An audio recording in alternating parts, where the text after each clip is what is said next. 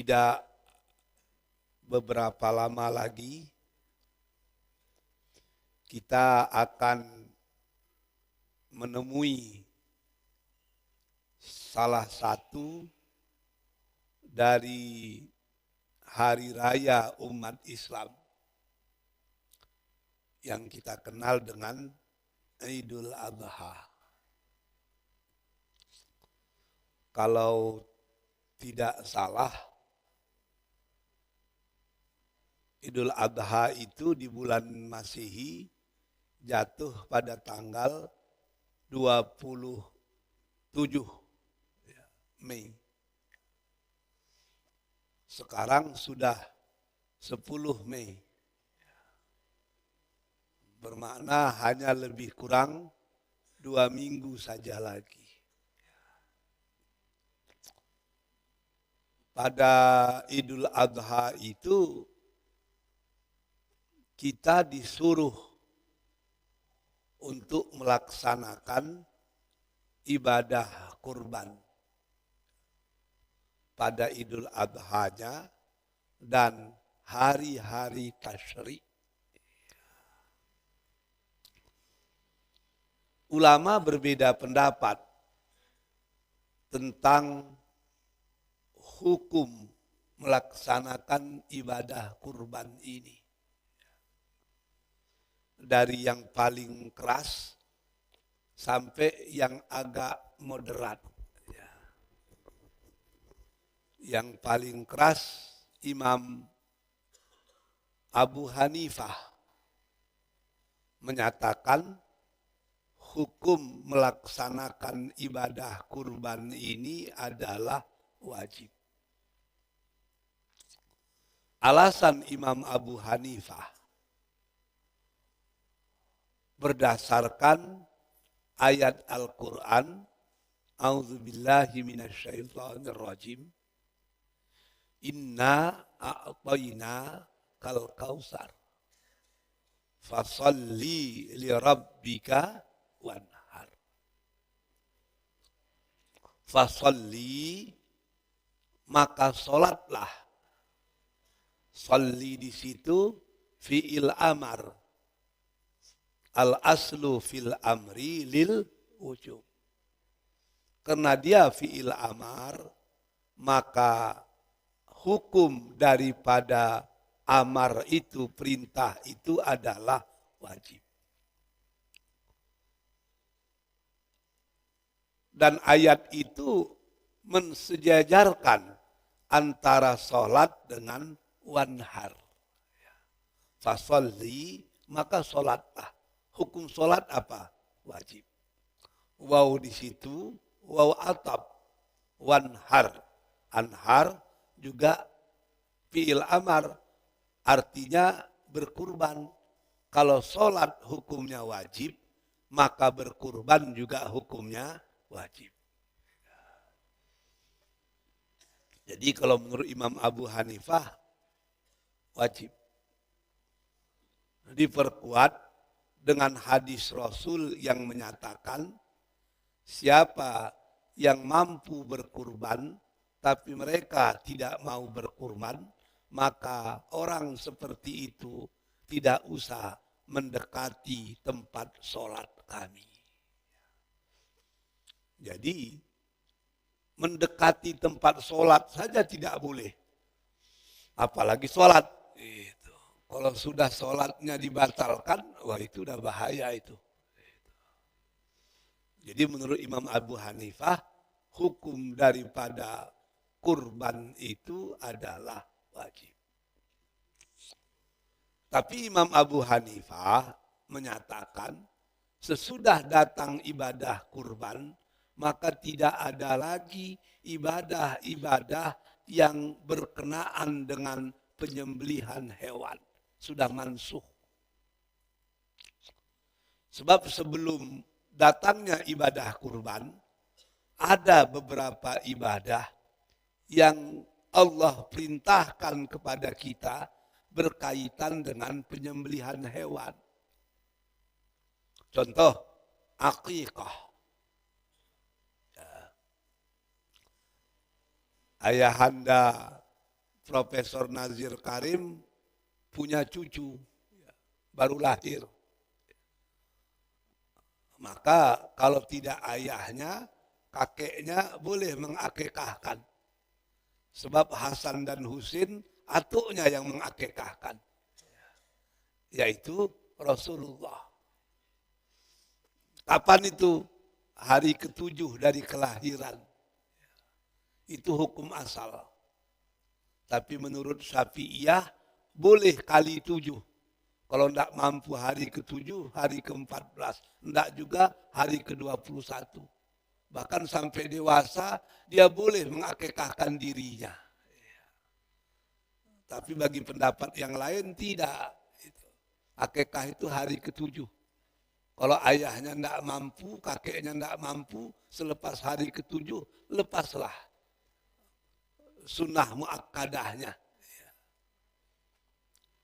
Jadi kalau menurut Imam Abu Hanifah, akekah itu sudah mansuh dengan datangnya perintah kurban. Apalagi rajibah, menyembelih haiwan di awal bulan Rajab. Ada lagi atirah, macam-macam itu. Ada lagi asyirah, macam-macam itu. Ibadah-ibadah yang berkenaan dengan menyembelih haiwan. Seluruhnya itu sudah gugur dengan datangnya ibadah kurban. Ya. Tapi jumhur ulama menyatakan hukumnya tidaklah sampai kepada wajib. Tapi paling tinggi sampai kepada sunnah muakkadah. Hanya saja para ulama juga berbeda pendapat. Sunnah ibadahnya itu ain atau kifayah. Apa bedanya itu?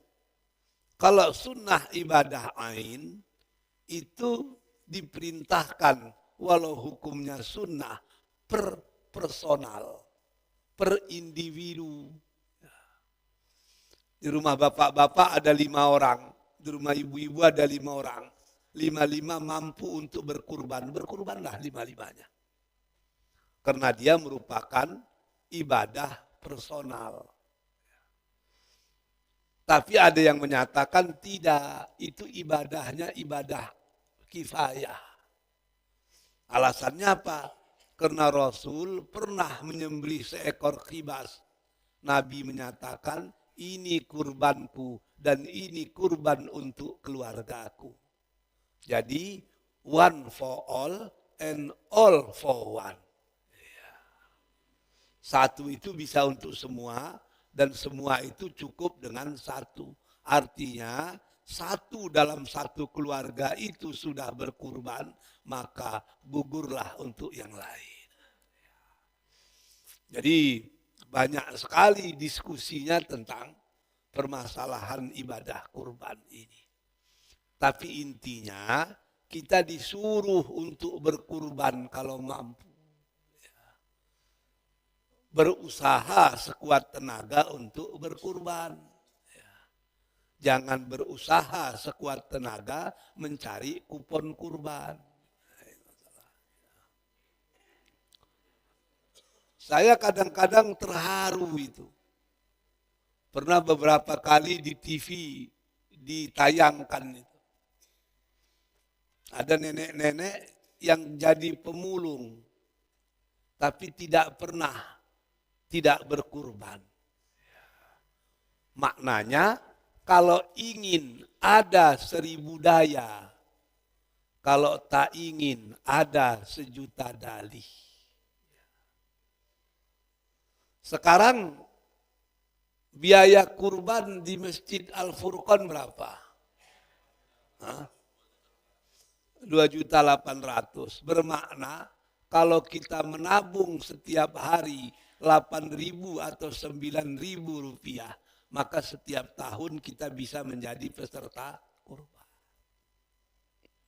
Ya. Sebab 1 tahun itu anggaplah 360 hari atau 300 hari sajalah. 300 hari kali 9.000 berapa itu? Siapa bendahara masjid di sini? Ada 27. Ya. Kalau kurang pun ya kurang-kurang sedikit itu. Ya. Kalau hanya kurang 100.000, minta dengan Profesor Nazir selesai itu. Ngomonglah dengan beliau. Uang saya 2.700.000 Pak. Biaya kurban 2.800.000. Bapak bantulah 100, selesai itu. Kalau beliau tidak mampu, saya bantu juga 10.000 itu. Artinya bisa, kalau mau betul-betul bisa itu. Bapak-bapak dan ibu-ibu yang dicintai Allah, yang ingin kita bicarakan adalah apa genealogi atau sejarah kurban itu sebetulnya bagaimana itu. Ada yang menyatakan kurban itu sudah ada semenjak zaman Nabi Adam. Ketika terjadi kisah tentang Habil dan Qabil. Di zaman Nabi Adam itu tidak ada manusia lain. Setiap ibu kita, Siti Hawa, melahirkan, itu sepasang itu. Sebetulnya kata-kata Siti Hawa itu kita yang menambah itu. Dalam hadis maupun dalam apa hanya disebutkan dengan Hawa. Siti itu singkatan dari Sayyidati.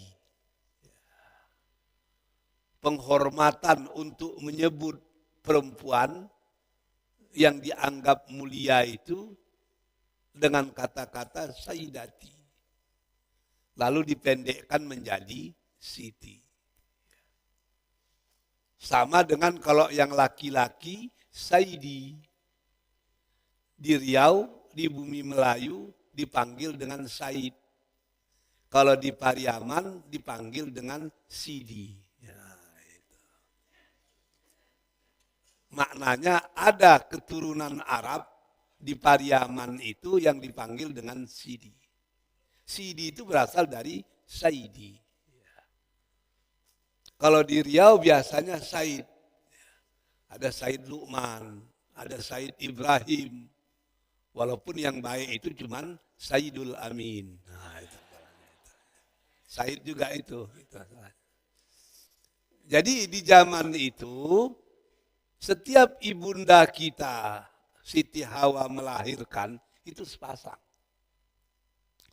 Maka syariah yang berlaku adalah tidak dibenarkan menikahkan saudara yang lahir kembar. Ya. Dia harus disilangkan dengan yang lahir tahun berikutnya. Ya. Maka A, B, C, D. A harus nikah dengan C, B harus nikah dengan D. Begitu selanjutnya. Tapi ternyata itulah manusia. Nabi Adam masih hidup, dia membuat aturan. Tidak semua anaknya yang mau ikut aturan itu. Muncullah dua tokoh yang kita kenal dengan Habil dan Qabil. Qabil tidak mau menikah dengan kembarannya Habil, tidak mau. Karena konon kabarnya kembaran Qabil itu lebih cantik dari kembaran Habil. Jadi dia jatuh cinta dengan adik kandungnya sendiri. Adik kembarnya sendiri, dia jatuh cinta. Rupanya kalau sudah jatuh cinta itu, lupa segala-galanya. Oh, beliau udah pernah mengalami itu. Lupa habis. Syariah pun dilanggar itu. Itu yang paling berat itu. Itu yang dikatakan orang orang Melayu lama itu bunga melati jangan dicabut, ya. Bunga kenanga dari seberang, di mulut naga lagi kurebut, apatah lagi di tangan orang. Itu. Kalau sudah cinta itu, wah nggak ada lagi itu. Tibu di mata butuh, tibu di hati mati. Itu yang cinta itu. Kalaupun tidak bisa bertemu di dunia, sekubur pun harus berdua. Begitu betullah cinta itu. Betul-betul membutakan. Maka dalam bahasa Pariaman dikatakan love is blind. Cinta itu adalah buta itu. Maka orang yang sedang bercinta itu, semua kata-katanya tidak logika, tapi percaya. Aku tercipta untukmu. Wah. Di malam yang sunyi sepi, kulihatlah rembulan. Di sana ada wajahmu. Gimana caranya itu? Ingin kutitip salam melalui angin yang lalu. Macam mana caranya itu? Tapi kita percaya itu. Itulah yang cinta itu. Makanya Hamka itu ketika orang mengkritik para penganut sufi yang kadang-kadang kata-katanya itu tidak logika. Seperti yang dikatakan oleh Al-Hallaj misalnya, oleh Ibnu Arabi misalnya.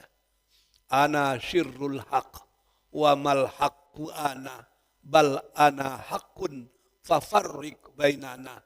Lau nazartahu nazartani, lau nazartani nazartahu, subhani subhani, la ilaha illa ana fa'buduni. Oh itu kan berat itu. Aku rahasia Tuhan, tapi aku bukan Tuhan. Namun aku bahagian dari Tuhan. Maka tolong kau pisahkan antara aku dengan Tuhan. Dia yang buat masalah, kita yang disuruhnya menyelesaikan. Gimana cara itu? Kalau kau lihat Tuhan, kau lihat aku. Kalau kau lihat aku, kau lihat Tuhan. Maka tidak ada Tuhan selain aku. Maha suci aku. Kau sembahlah aku. Macam mana caranya itu? Kata Hamka, jangan disalahkan orang seperti itu. Sebab orang-orang sufi itu, orang-orang yang sedang mabuk cinta itu. Sama dengan kita mabuk cinta. Kalimatnya itu dan tidak ada kalimat yang normal lagi. Dan tidak bisa dipahami secara letterlek.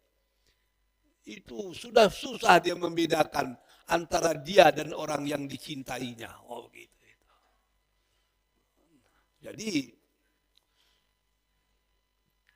cinta yang ada pada diri Habil itu berbahaya.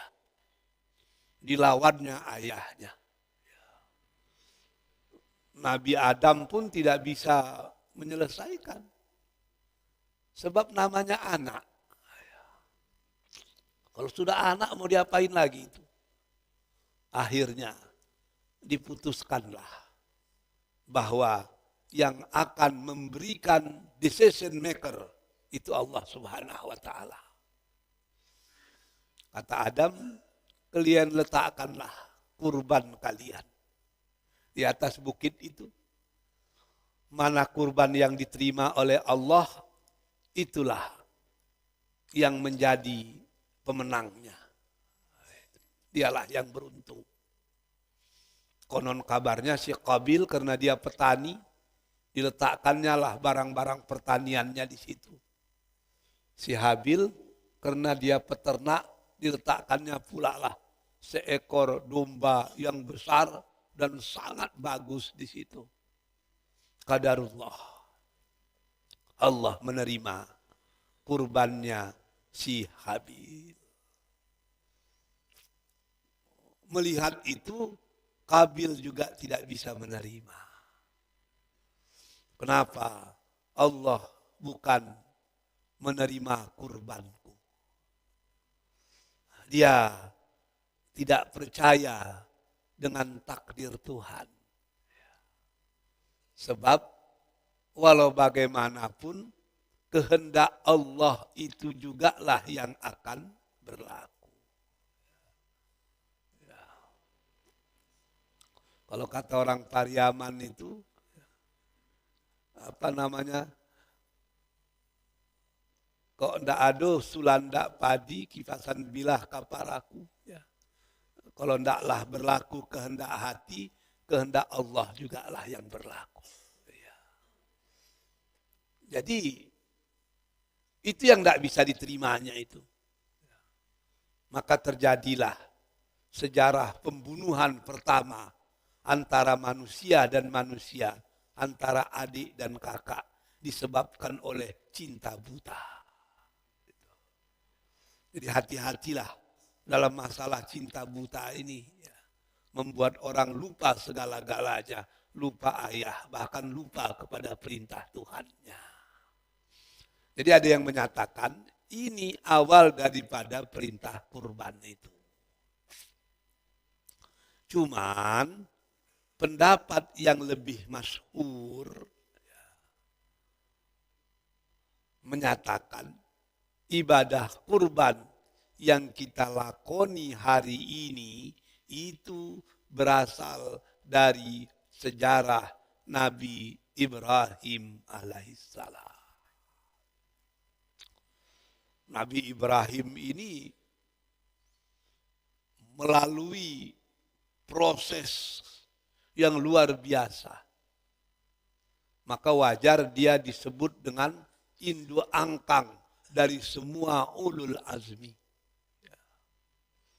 Kecil dia baru. Dia sudah berpikir sesuatu yang orang lain tidak pernah memikirkannya. Yang dipikirkannya apa? What is the nature reality? Apa hakikat yang ada ini? Oh, dia mulai berpikir. Orang sudah menyembah patung, dia masih berpikir itu apa yang ada ini. Siapa sebetulnya? Tuhan itu siapa itu? Kecil baru. Malam hari dia termenung. Ditengoknya bulan purnama mengambang. Wah, cantik sekali. Ini mungkin Tuhanku ini. Maka dia menganggap rembulan itulah Tuhan. Asik dia melihat bulan dari mulai tengah malam sampai pagi.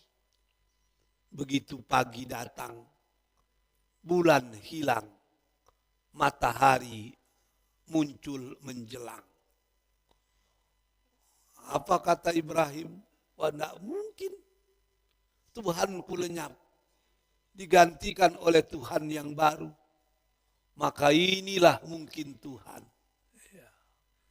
Dia pun percaya kalau Tuhan itu adalah matahari. Tapi malam tiba, matahari pun sirna. Muncullah bintang gemintang. Oh, ini Tuhan. Tapi kok banyak? Datang lagi bulan purnama. Bintang gemintang pun tidak ada lagi makna. Sebab cahaya bulan purnama luar biasa indahnya. Oh, ini Tuhan. Tapi datang siang lenyap lagi. Tidak mungkin Tuhanku timbul dan hilang. Sebab Tuhan itu pasti abadi. Itu didiskusikan sekarang kecil. Tapi didiskusikan di zaman Nabi Ibrahim. Anak berusia belasan tahun.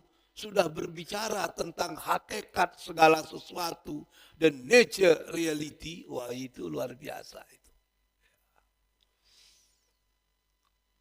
Maka akhirnya dia punya kesadaran. Tuhan itu bukan bulan. Bukan bintang, bukan matahari. Tapi Tuhan itu adalah pencipta bulan, bintang, matahari, dan alam semesta. Jadi kalau istilahnya, kalau mau berbicara tentang filsafat alam, inilah awalnya itu. Kalau mau bicara tentang hukum kausalitas yang awal, inilah petunjuknya itu. Bahwa segala sesuatu itu pasti ada sebabnya. Kenapa bulan ada, kenapa bintang ada, pasti ada penciptanya. Jadi keimanan. Kalau Tuhan itu bukanlah yang nampak, bukanlah yang terlihat, maka dicegahnya lah kaumnya untuk menyembah patung-patung. Tidak mau. Rupanya Nabi Ibrahim tidak sabar lagi melihat kemungkaran yang tidak logika itu. Dia datang ke tempat penyembahan patung-patung itu, dipecahkannya patung-patung itu semua. Tinggal satu yang besar. Ketika kaum kerabat dan orang yang sekampung dengan dia datang ingin menyembah, mereka terkejut. Namrud sebagai rajanya pun terkejut itu. Kenapa? Tempat penyembahan kita sudah porak-poranda. Semua patung-patung sudah pecah dan berantakan. Pasti ada troublemaker yang membuat kerusakan semua ini. Ini pasti dilakukan oleh seseorang yang tidak sejalan dengan kita. Maka mudah saja mencarinya. Yang tidak sejalan itu adalah Ibrahim. Nabi Ibrahim pun dipanggil itu. Ibrahim, apakah engkau yang melakukan ini kepada Tuhan kami? Nabi Ibrahim menjawabnya dengan logika yang sangat hebat. Tanyakan saja kepada patung yang besar itu. Sebab ketika orang menghancurkan yang lain, dia ada di situ. Tentu dia bisa menyampaikan kepada kalian. Lalu Namrud dan antek-anteknya bilang, Anda jangan main-main. Kalau bahasa Minangnya, jangan batiajo. Itu kan patung. Mana bisa dia melihat, mana bisa dia mendengar. Tentu tidak mungkin kami berkata-kata kepadanya. Lalu datang logika Nabi Ibrahim. Dalam bahasa Minangnya, andia wa angko. Tuhan dia. Kalau dia tidak bisa melihat, tidak bisa mendengar, tidak bisa berkata-kata, kenapa dia yang kalian sembah? Logikanya betul. Tapi masalahnya, kalau Namrud itu mengikuti logika Nabi Ibrahim, maka kekuasaannya bisa tanggal. Sebab orang akan menghormati Ibrahim, karena Ibrahim benar. Maka namanya pun akan tercemar. Kehormatannya akan jatuh. Dan kedudukannya bisa sirna. Ini kenyataan bahwa logika itu selalu kalah dengan kekuasaan. Satu keranjang kekuasaan, satu keranjang kebenaran tidak ada artinya dengan segenggam kekuasaan. Demi mempertahankan kekuasaannya, Namrud pun menolak itu semua. Bahkan meminta supaya Ibrahim disidang, dibawa ke pengadilan. Oh, kita bisa bayangkan Ibrahim dibawa ke pengadilan, penguasanya Namrud. Hakimnya sudah diatur, jaksanya sudah teratur, pembelanya pun sudah akur-akur saja.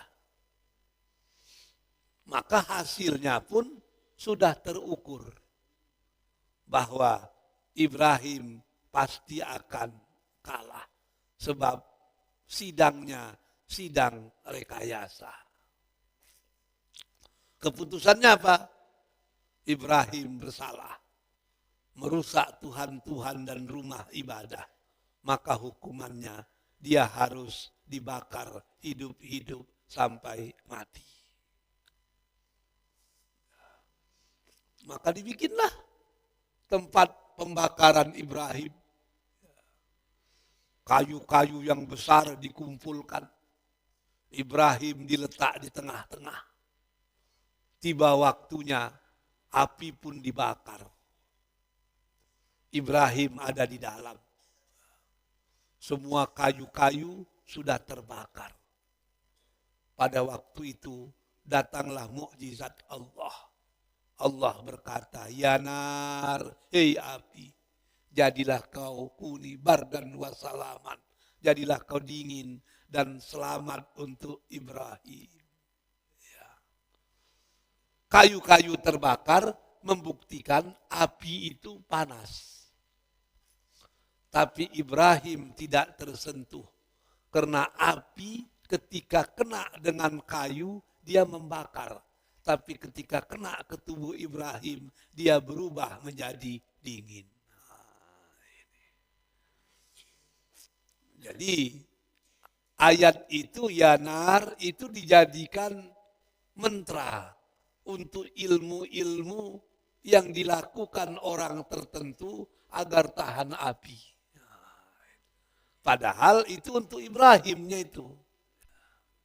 Tapi bagi orang-orang tertentu itu dijadikan doa agar dia pun bisa tahan api. Kebal api itu. Ada caranya katanya. Jadi Imam Al-Ghazali cantik sekali berbicara tentang itu. Ketika dia berbicara tentang kausalitas itu. Tidak semuanya bisa dibakar dengan api itu. Contohnya Ibrahim itu. Apakah api itu dingin? Tidak juga, karena kayu-kayu terbakar. Apakah api itu panas? Tidak juga. Kenapa Ibrahim tidak terbakar? Oh, mungkin pada waktu itu Allah sudah memberikan penutup tahan api kepada Ibrahim. Itu sudah penafsiran itu. Sudah penafsiran. Bisa iya, bisa tidak, macam-macam itu. Tapi hakikatnya api tidak membakar Ibrahim karena Allah sudah menyuruh api itu dingin ketika menyentuh tubuh Ibrahim. Oh, luar biasa Ibrahim itu. Ketika usianya sudah mulai dewasa, dia berpikir. Apa yang difikirkannya? Ini tidak bisa ini. Berjuang sendirian tidak bisa. Perlu ada kaderisasi. Untuk itu aku harus punya anak. Maka dia menikah dengan Siti Sarah. Setiap hari dia berdoa. Ini yang menjadi kaji kita. Apa doanya? Auzubillahi minasyaitonirrajim. Rabbi habli minas solihin. Ya Allah, tolong kau anugerahkan aku anak yang soleh. Anak termasuk daripada orang-orang yang soleh. Tiap hari berdoa agar Allah menganugerahkan anak yang soleh kepadanya. Menurut tafsir Al-Azhar, Nabi Ibrahim itu berdoa 80 tahun. Tidak putus-putus. Rabbi habli minas solihin. 80 tahun itu. Di masjid kita siapa yang berumur 80 sekarang? Ada. Ayahanda Nazir 73, yang lain ada. Mungkin beliaulah itu. Jadi seumur beliau itu berdoa terus, tidak ada putus-putusnya itu. Sehingga ada ahli tafsir yang menyatakan ketika Ismail itu lahir, Ibrahim sudah berumur 105 tahun. Ada yang bilang 115, tapi maknanya lebih dari 100. Kalau di Pekanbaru ada laki-laki umur 100 tahun masih punya anak, itu masuk Guinness Book of the Record itu. Masuk muri itu. Tapi ini kan mukjizat. Kalau kita udah 100 beratlah. Saya hanya bertemu dengan orang yang berumur 100 tahun, tapi masih bisa berbicara dengan baik, itu cuman Mahathir Muhammad. Ulang tahunnya yang ke-100 saya datang itu, tapi tidak sempat pada hari itu, sehari sesudah itu. 100 tahun 1 hari. Saya tengok dia berbicara, oh luar biasa. Tapi naik tangga terengah-engah juga. Berarti belum bisa. Lahirlah anak yang ditunggu-tunggu bernama Ismail. 100 tahun lebih. 80 tahun berdoa tanpa henti. Maka kita juga demikian. Jangan berhenti berharap kepada Allah. Jangan berhenti berdoa. Berdoalah.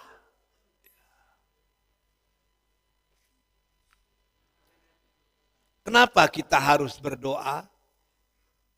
Karena doa itu senjata pamungkas orang yang beriman. Ad-du'a silahul mu'min. Doa itu senjata orang beriman itu. Bukan sekedar senjata, senjata pamungkas. Doa itu otaknya ibadah. Ad-du'a mukhul ibadah.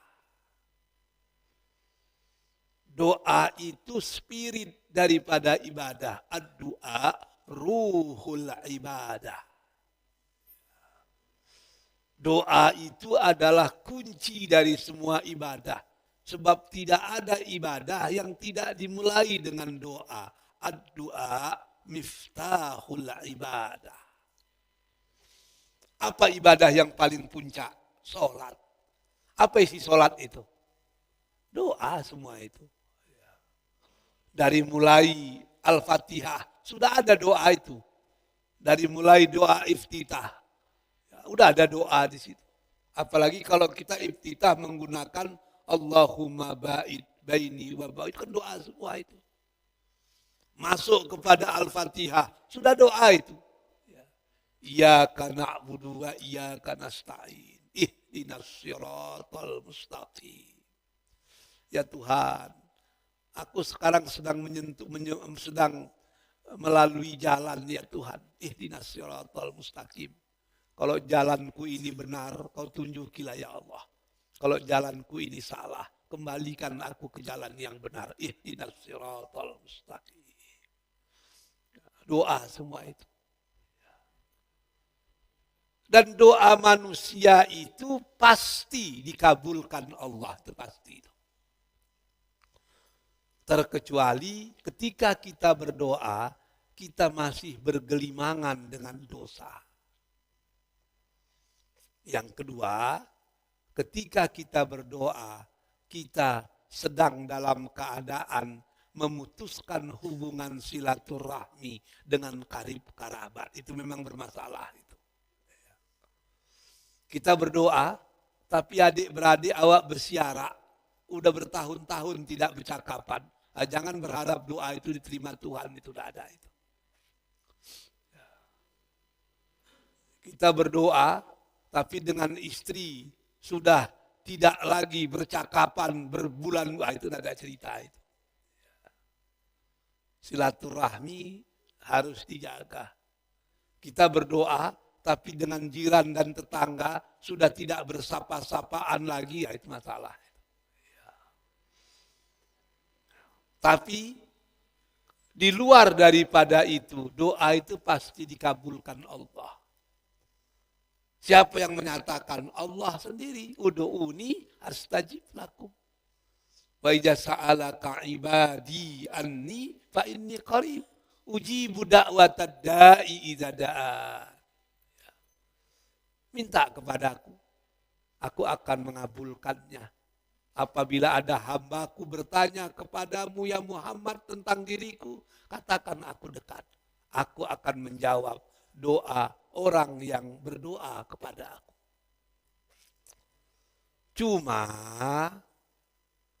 menurut ahli-ahli doa itu, cara Allah mengabulkan doa itu yang berbeda-beda caranya. Doa itu dikabulkan, tapi caranya. Ada kalanya doa itu langsung dikabulkan Allah. Directly approve. Langsung dikabulkan. Macam doa Nabi Isa. Nabi Isa dikejar oleh orang Bani Israel itu. Lari sampai ke bukit, dikejar. Lari ke pinggang bukit, dikejar. Lari ke dada bukit, dikejar sampai ke puncak bukit. Mau naik ke atas, sudah awan. Mau turun ke bawah, sudah musuh. Di saat ganti yang nan ka putih, rata nan ka paca, si bungsu nan dak ka beradik lai. Sudah berhari-hari tidak makan. Maka Nabi Isa pun berdoa, ya Allah, turunkanlah makanan dari langit. Sudah tidak sanggup lagi ini. Pada waktu itulah Allah menurunkan makanan dari langit yang dalam Al-Quran disebut dengan Al-Ma'idah. Hidangan dari langit. Wah. Begitu dia berdoa, langsung dikabulkan Allah. Directly approved. Rasul juga demikian. Ketika perang Badar, Nabi berdoa, ya Allah, kalau andai kata tidak kau turunkan pertolongan dari langit, habislah kami. Musuh jumlahnya 3 kali lipat, senjatanya serba lengkap. Sementara kami hanya umatmu yang kecil tidak memiliki apa-apa. Maka Allah menurunkan bantuan dari langit pada waktu itu juga. Directly approved. Doa langsung dikabulkan Allah. Saya yakinlah bapak-bapak pasti pernah merasakannya itu. Ibu-ibu pasti pernah merasakannya. Ketika kita sudah di puncak daripada kesusahan, tidak tahu lagi mau mengadu kemana, berdoa kepada Allah. Ada saja jalan keluar dari doa tersebut. Kenapa Allah memberikan balasan dari doa kita langsung? Banyak itu kejadian-kejadian yang seperti itu. Ada kalanya doa itu dikabulkan, tapi indirectly, tidak langsung. Termasuk doa Nabi Ibrahim. Dia berdoa 80 tahun dikabulkan Allah. Termasuk doa Nabi Zakaria ketika dia berkata, Rabbi habli min ladunka zurriyatan thayyibah. Tuhan, tolonglah kau anugerahkan aku anak-anak yang berkualitas. Lahirlah anak-anak yang baik. Berpuluh tahun baru berdoa itu. Saya yakin bapak-bapak dan ibu-ibu juga pernah merasakannya itu. Ketika kita merantau ke Pekanbaru, yang dari Sumbar datang, yang dari Sumut datang, yang dari Jawa datang, yang dari Tembilahan datang, yang dari Rohil datang, yang dari Rohul datang ke Pekanbaru itu. Sampai di sini tidak punya apa-apa. Rata-rata jadi kontraktor. Apa itu kontraktor? Di mana tinggal ngontrak. Susah hidup waktu itu, susah. Pada waktu itulah kita berdoa kepada Allah. Ya Allah, mudahkanlah rezeki. Dapatlah punya tanah. Walaupun kecil, sebesar telapak itik pun jadilah. Agar di atas tanah itu bisa dibikin pondok. Tidak lagi dikejar-kejar oleh tuan rumah yang setiap ujung bulan sudah meminta sewa rumah. Macam mana ini?